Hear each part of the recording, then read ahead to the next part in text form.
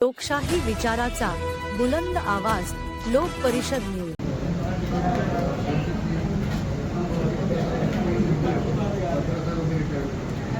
यानंतर मान्यवरांचं मनोगत होणार आहे। एक मनोगत झाल्यानंतर मग आपला सत्काराचा 4 लोकांचा कार्यक्रम होणार आहे।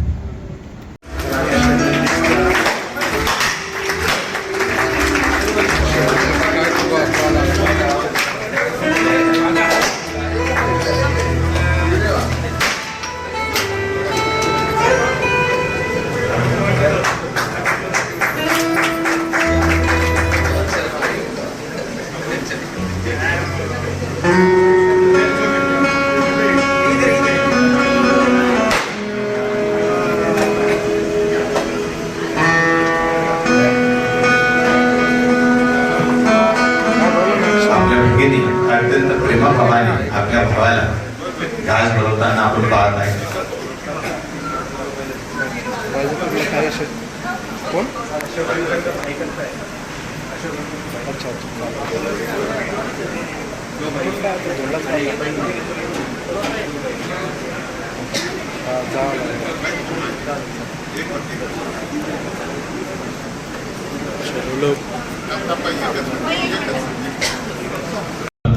शेवटचे आभार कमीच आहे।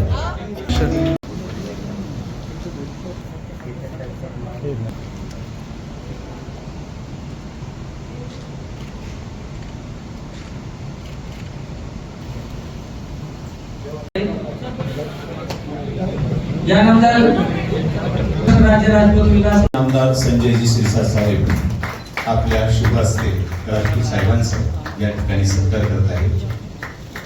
नम्र विनंती करतो आदरणीय संजयजी शिरसाट साहेब पालक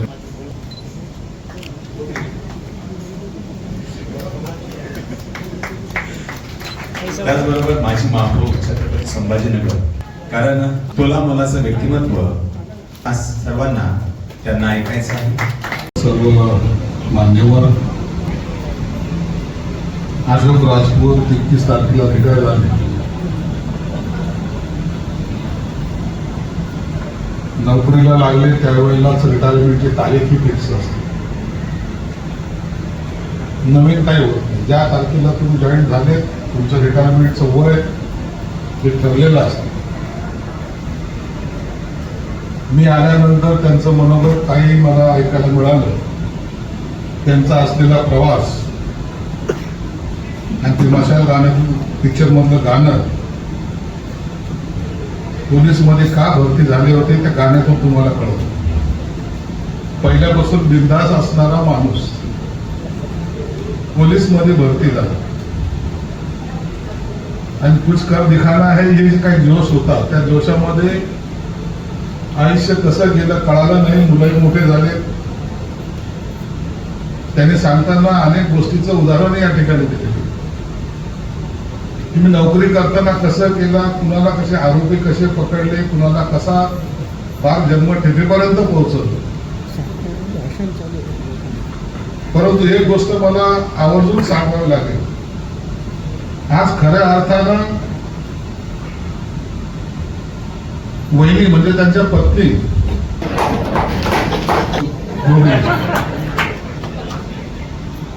बरोबर म्हणून त्यांनी ताबडतोब सावत्री म्हणलं की त्यांना कधी सुट्टी नसते। आपल्याला नाही सांगून आपल्याला वाटतं की क्या उभाग से जा रहा है, हातात दंड बिंड असतो, 2-3 आरोपीला फटके बिटके देतो, आपल्याला वाटतं वा वा क्या पोलीसवाला आहे। परंतु त्या पोलीसवाला त्या आरोपीला मारत नाही, स्वतःच्या कर्माला मारत असतो। नोकरी करताना कशा पद्धतीने केली पाहिजे हे जरी सर्व खरं असलं तरी कुटुंबाला वेळ देता येत नाही, हे सत्य आहे। प्रत्येक वेळेला एका वेगळ्या दबावामध्ये पोलीसवाला हा काम करतो। तो कॉन्स्टेबल असेल का सीपी असेल, त्याच्यावर एक दबाव हा नेहमी बनलेला असतो की काय घडलं तर आपलं काय होईल।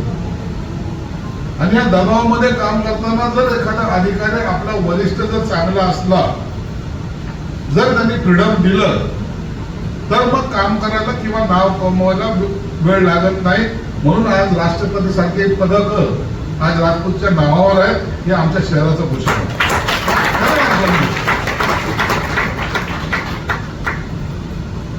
आमच्यासारख्या राजकीय लोकांचे अनेक वर्ष ह्या पोलिसांच्या बरोबर गेलेले. राजकारणातला माणूस आणि पोलीस हा सेम जमत नाही. पत्रकार असेल, राजकारणी असेल, पोलीसवाला असेल आणि वकील असेल, हे जोपर्यंत त्याचं चौकट तयार होत नाही तोपर्यंत समाजामध्ये काही नीट होतच नाही.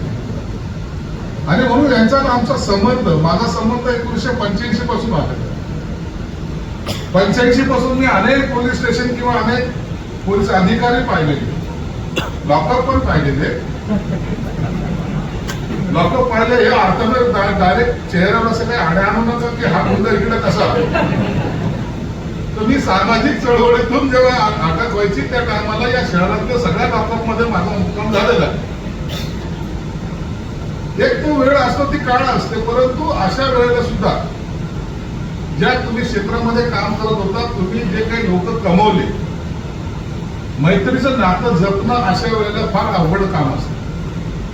समाज असतो, मित्रपरिवार असतो, कौटुंबिक अडचणी असतात, त्याच्यातून आपण नोकरी सही सलामत करणं हे फार अवघड काम आहे. राजपूत तुम्ही ते केलं नाही. दरवेळेला यांची मला काळजी भेट व्हायची. कधी नवी मुंबईला असताना व्हायची, कधी ठाण्याला जाताना व्हायची. आणि त्यांनी जेव्हा इथं आले त्या टायमाला पहिल्या दिवशी माझ्याकडे येऊन, आम्ही कधीही, मला नाही वाटत राजपूतच्या मोबाईलवर माझा नंबर त्यांनी सेव्ह करून ठेवला असेल, परंतु मी कधीही फोन केला नाही. ते यासाठी की चांगल्या कामासाठी फोन करणं कधीच नाही, परंतु आपला जवळचा माणूस आहे म्हणून एखादा चुकीचा फोन करून त्याच्याकडून काम करून घेणं हे माझ्या स्वभावात कधीच नव्हतं. म्हणून मला वाटतं एकही फोन पूर्ण कारकिर्दीमध्ये जमा केला. त्याचे सर्व कार्यक्रमाला मी जात, समाजामध्ये असलेल्या सगळ्या लग्नाला जात, परंतु ते नातं राजपूताने टिकून ठेवलंय. रिटायरमेंट झालेली, प्लॅन काय असेल काय. आणि बांधवांनो,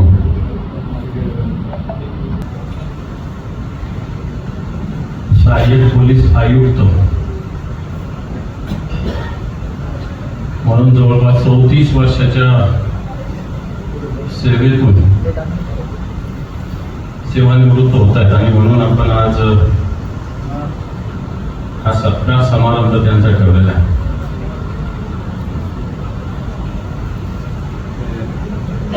समोर बरेच जण बसलेले, सगळ्यांचे नाव आज ज्या लोकांचे तर नाव मी सहज घेऊ शकतो, परंतु आज हा सत्कार समारंभ होत असताना बरेच जण पोलीस अधिकारी म्हणून राजपूत साहेबांनी काय काय काम केलं,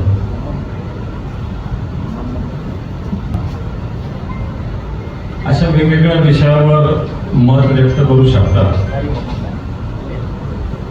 आणि मी आता त्यांचं स्वागत करताना असंच म्हटलं की तुमचं आता हा सेवापूर्तीने वाटत कुठेतरी नवीन जॉईनिंगचा समारंभ काय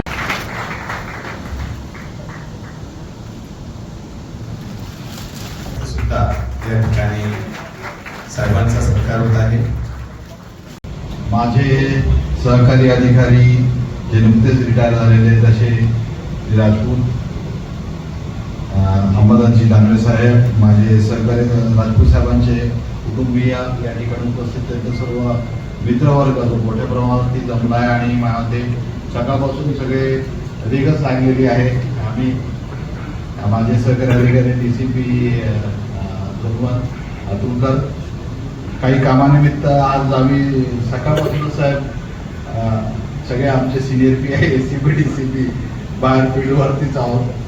आणि आम्ही आत्ताच त्याच नियोजनातून परत सगळे या ठिकाणी आलेलो आहोत. त्याच्यामुळे कसं असतं बघा, म्हणजे योग असा असतो की त्यांच्या सत्काराच्या कार्यक्रमाला आम्हाला युनिफॉर्म मध्ये येण्याची संधी मिळाली. त्यामुळे तुम्हाला आता इथे जे अधिकारी आहेत ते सगळे युनिफॉर्म मध्येच येताना दिसतील. म्हणजे योगायोग आहे. म्हणजे थोडक्यात सांगायचं म्हणजे मी आणि राजपूत हे आम्ही बँगलोरला एकत्र ट्रेनिंगला होतो. राजपूत PSIच्या ट्रेनिंगला होते आणि मी DYSPच्या ट्रेनिंगला होतो. आणि पूर्वी नंतर कर्मधर्म योगाने विविध ठिकाणी एकत्र सेवा करण्याचा देखील आमचा योग आला. ठाण्याला आम्ही एकत्र होतो, नवी मुंबईला एकत्र होतो. त्याच्यानंतर या ठिकाणी देखील एकत्र आलो आणि त्यांच्या प्रदीर्घ 34 वर्षाच्या सेवेमध्ये मला माहिती आहे की नवी मुंबईला अतिशय टफ म्हणजे दिबा पाटलांचे साहेब आंदोलन आम्ही हँडल केलेले. दिबा पाटलांचे आंदोलन म्हणजे मला त्यावेळी आठवत आहे की ते फार असे खंबीर आणि कणखर असायचे आणि त्यांच्याकरता आगरी समाजाची लोक एका कॉलवरती अशी हजारोच्या संख्येने म्हणजे 40-50 हजाराचे मोर्चे आम्ही त्यावेळी सांभाळलेले आहेत. म्हणजे त्यावेळी ते परदेशी साहेब आपले राजपूत साहेब ह्याला होते पनवेल ना, पनवेल डिव्हिजनला. आणि पनवेल म्हणजे त्या डिव्हिजन मध्ये सगळ्यात नवी मुंबईमध्ये सेन्सिटिव्ह झोन कुठला असेल तर पनवेलला. त्यानंतर ठाण्याला पण तुम्ही क्राईम ब्रँचला होतो. म्हणजे ठाण्याची क्राईम ब्रँच म्हणजे खूप नावाजलेली. म्हणजे मुंबईला आजकाल काय होत नाही पण सगळा गुन्हे क्राईम जे काय असतात महत्वाच्या गोष्टी घडामोडी, कारण की त्या ठिकाणी डेव्हलपमेंट आहे, काही नाही काहीतरी घटना घडत असतात आणि त्याची व्याप्ती पण भिवंडी मुंब्रासारखी शहर त्या ठिकाणी आहेत. त्याच्यामुळे अतिशय खूपच चांगलं काम त्यांनी म्हणजे बरेच वर्ष नोकरी केली. त्याने रिटायर होतो. मी नेहमी म्हणतो की ज्यावेळी 34 वर्ष सेवा देऊन एक असा उत्कृष्ट अधिकारी रिटायर होतो म्हणजे त्याच्या अनुभवाला आम्ही मुकतो.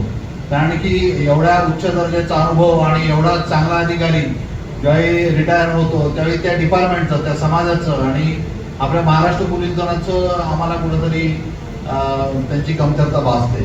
म्हणजे राजपूत साहेब नेहमी हसत नको या ट्रेनिंग पासून म्हणजे एकदम प्लीजिंग पर्सनॅलिटी, कुठल्याही लॉ अँड ऑर्डरला डगमगणार. क्या लग रहा है आपको, कैसा महसूस कर रहे हैं? अच्छा महसूस कर रहे हैं. महाराष्ट्र पुलिस डिपार्टमेंट में, महाराष्ट्र पुलिस दल में काम करना एक मेरी सौभाग्य की बात थी. ये डिपार्टमेंट में 1992 में मैं भर्ती हुआ और 34 साल मैंने सेवा की. मेरे सभी वरिष्ठ अधिकारी 1992 से लेके तो अभी तक के 31 जुलाई 2026 तक हर वरिष्ठ अधिकारी इन्होंने मेरे ऊपर विश्वास डाल के जो जो जिम्मेदारी मुझे दी वो सभी जिम्मेदारी मैंने कायदे के दायरे में रह के और जनता की सेवा करके अच्छे से निभाई. उसका परिणाम ऐसा हुआ कि मेरे 34 साल में मुझे 650 बख्शीश और 152 प्रशंसा पत्र मिले और मुझे माननीय पुलिस महासंचालक साहब की तरफ से इंसिग्निया मिला और माननीय राष्ट्रपति महोदय भारत सरकार इनकी तरफ से 2020 में राष्ट्रपति पदक भी मिला.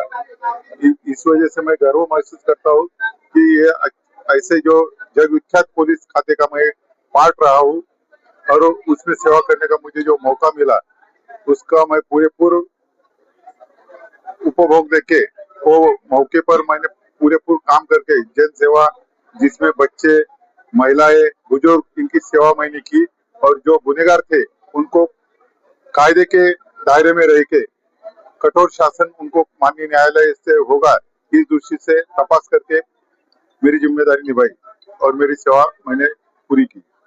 सर भविष्यामध्ये काय प्लॅन आहे? भविष्यात काही नाही, जे शक्य होईल ती समाज सेवा करणे. कुटुंबाला मी कधी 34 वर्षात वेळ देऊ शकलो नाही. माझ्या परीने माझ्या आईवडिलांची, समाजाची तसेच शक्य होईल तशी शासन ज्यावेळेस गरज वाटेल सांगेल त्यावेळेस शासनाची सेवा करेल. पोलीस खात्याचा माझा जो अनुभव आहे त्या अनुभवाच्या मला जर समाजात वावरताना काही बेकायदेशीर आढळलं तर माझ्या खात्याला मी निश्चित ते कळवेल आणि कायदेशीर प्रक्रियेत त्यांना मदत करेल. अविस्मरणीय क्षण कोणता तुमचा 34 वर्षाचा कार्य? 34 वर्षाच्या याच्यात अविस्मरणीय क्षण असे होते की ज्या वेळेस क्लिष्ट गुन्ह्यांचा तपास करून ते गुन्हेगारांना जन्मठेप सारख्या मोठ्या सजा लागल्या, खून, बलात्कार, पोक्सोच्या गुन्ह्यांमध्ये, तो आनंद ते नातेवाईकांच्या चेहऱ्यावर पाहून जो आनंद मिळत होता, जसे घरफोडी, रॉबरी, चोरी झाल्यावर त्यांचा मुद्देमाल रिकव्हर करून मी त्यांना परत देत होतो, त्यावेळेस जो माता भगिनींच्या डोळ्यात बघितलेला आनंद, चेहऱ्यावरचा आनंद, हरवलेले मुलं त्यांच्या पालकांना मिळवून देत होतो, तो बघितलेला आनंद हे माझ्या जीवनाचे अनेक अविस्मरणीय क्षण आहेत. शेवटच्या प्रश्न, समाजातून काय आव्हान कराल तुम्ही? समाजाप्रती हेच आवाहन करेल की प्रत्येक आई वडिलांनी आपल्या मुलांवर असे संस्कार करावे की जेणेकरून मुलगा व्यसनाच्या आहारी जायला नको. तो रात्रंदिवस काय करतोय, सायबर क्राईम आता मोठ्या प्रमाणात होतोय. आपल्या मुलाचे मोबाईल कधी लॉक राहू देऊ नका, ते चेक करा की मुलगा गलत संगत मध्ये तर नाही ना, सोशल मीडियावर आपली मुलगी गलत संगत मध्ये तर नाही ना, आणि वाम मार्गाला तर लागत नाही. त्या दृष्टीने निर्व्यसनी मुलं ठेवा, त्यांना शिकवा, देश भावना त्यांच्यात जागृत करा आई वडिलांची समाजाची सेवा होईल अशी भावना लहानपणापासून जागृत करा आणि एक चांगला नागरिक या देशाचा होईल, एक सक्षम अधिकारी, एक सक्षम नेता किंवा सक्षम व्यापारी तो आपला मुलगा किंवा मुलगी होईल त्या दृष्टीने प्रयत्न करा अशी भावना व्यक्त करतो. आणि व्यसनापासून अंमली पदार्थापासून सर्वांनी सतत दूर राहावे असं मी आवाहन करतो. धन्यवाद.